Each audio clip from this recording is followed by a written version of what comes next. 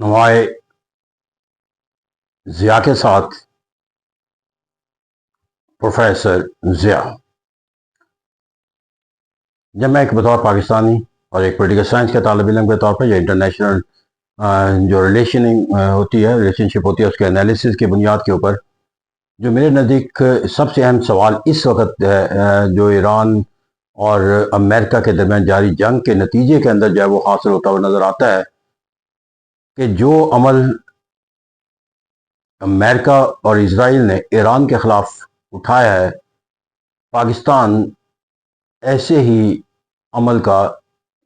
शिकार क्यों नहीं बनाया जा सकता। इसकी बुनियादी वजह यह है कि अगर मैं देखूं कि एक साइंटिफिक तौर पर लिया जाता है पॉलिटिकल साइंस के अंदर कि whenever there are the similar situation the consequences are also the similar one. यही वजह कि जब हम किसी इनकलाब का जायजा लेते हैं तो जो मुहरकात इनकलाब लाने का जायजा लिया कहा जाता है, ऐसे हालात वाक़ अगर कहीं भी पैदा हो जाए तो इनकलाब तो आ जाएगा। और इसलिए यूनिवर्सल ट्रुथ के तहत अगर मैं देखूं कि जो हालात वाक़यात, जो बयानिया, जो सोच और फिक्र अमेरिका को ये अमल इख्तियार करने का तसव्वुर देती है कि वो ईरान के ख़िलाफ़ जारहाना जंग का आगाज़ करे, उनमें से एक तसव्वुर ये है कि वहाँ का जो एक न्यूक्लियर प्रोग्राम था वो तरक्की पाता हुआ नज़र आता था।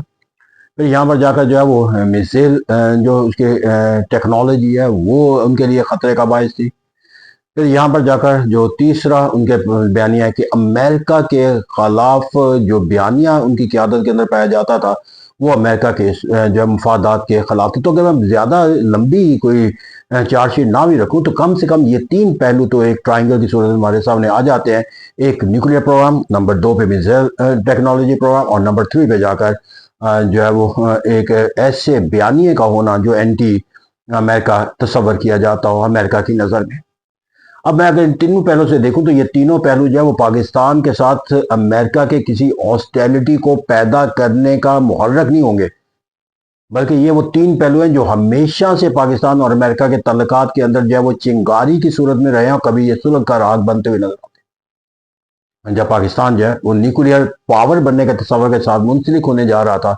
तो कौन सा ऐसा इकदाम नहीं था जो पाकिस्तान के इस अमल को रोकने के लिए जो है वो अमेरिका ने इख्तियार, जब पाकिस्तान ने यह अमल इख्तियार कर लिया तो इसका मतलब ऑब्वियसली नहीं है कि अमेरिका जिस अमल को तश्कील देने के तस्वर के साथ मुंसलिक नहीं था, वो अमल अगर ज़हूर पज़ीर हो जाता है तो वो इसे एक लिजिटिमाइज अमल तस्वर कर लेता है। वो आज भी ये वजह कि पाकिस्तान पर हमेशा जो है वो एक दबाव रहा है न्यूक्लियर नॉन प्रोलिफरेशन के लिहाज से कि पाकिस्तान जो है वो ऐसे मुआहिदों का हिस्सा बने जहाँ पर पाकिस्तान अपने न्यूक्लियर जो पावर होने का जो कॉन्सेप्ट है उसको बैन अल-अक़वामी ज़वाब्तों के ताबे करे, बैन अल-अक़वामी एजेंसियों को कंट्रोल में दे, और इस तरह वो अपने आप को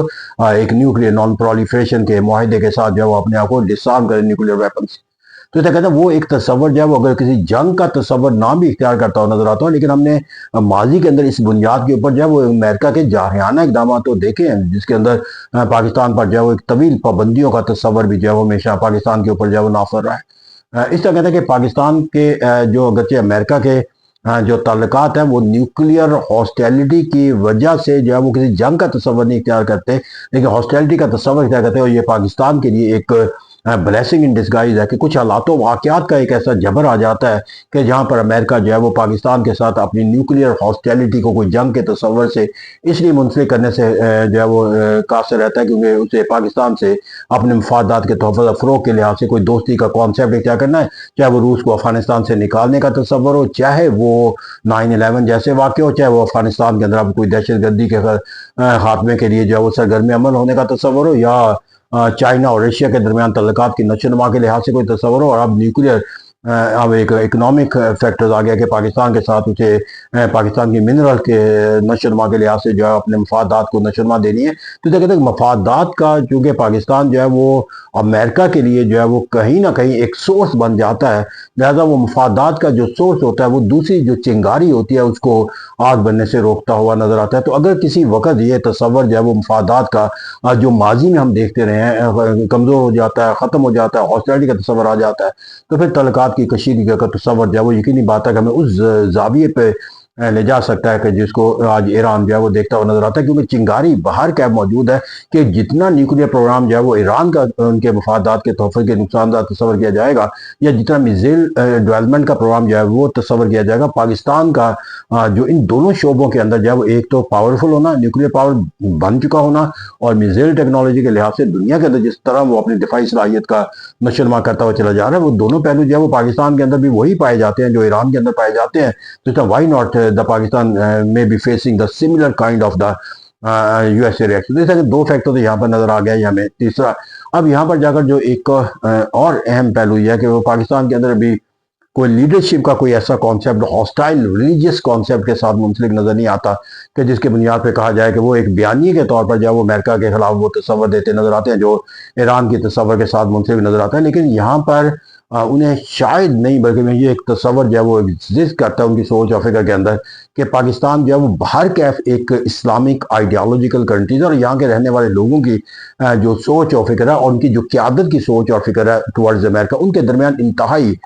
وسیع جو ہے وہ خلیج پائی جاتی ہے، اور یہ خلیج جو انہیں میٹر کرتی ہے اپنے طرز فکر و عمل کے لحاظ سے. تو کہتے ہیں یہاں پر جو پاکستان کے لیے ایک لمحہ فکری ہے، اور یہ اگر ہم کوئی ایک شیلڈ رکھتے تھے یا شیلڈ جس کو ہم بنا سکتے ہیں ایک اصول کے طور پر، جی پاکستان کے خلاف ہاسٹیلٹی کا تصور اس لیے اختیار نہیں کیا جا سکتا امریکہ کی طرف سے کیونکہ پاکستان اسلامی دنیا کے ساتھ جو تعلقات کی وسعت رکھتا ہے، جس کے اندر سعودی عرب کے ساتھ ڈیفینس پیکٹ ہے، باقی اسلامی دنیا کے ساتھ بھی تعلقات ہے، اور پاکستان جو ہے ایران جیسا کوئی ایسا عرب دنیا کے اندر ایک ہاسٹائل ملک کے تصور کے ساتھ بھی منسلک نہیں ہے. تو اسے کہتے ہیں لیکن یہ تمام جو پہلو ہیں یہ پاکستان کے لیے اپنے مفادات کے تحفظ کا تو ایک ذریعہ ہو سکتے ہیں، لیکن اس کو ایک شیلڈ کے طور پر لیا جانا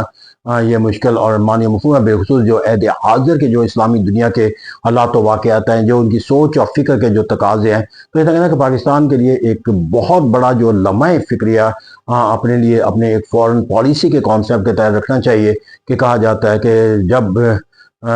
کسی جگہ پر کوئی عمل ہو جائے تو اس عمل سے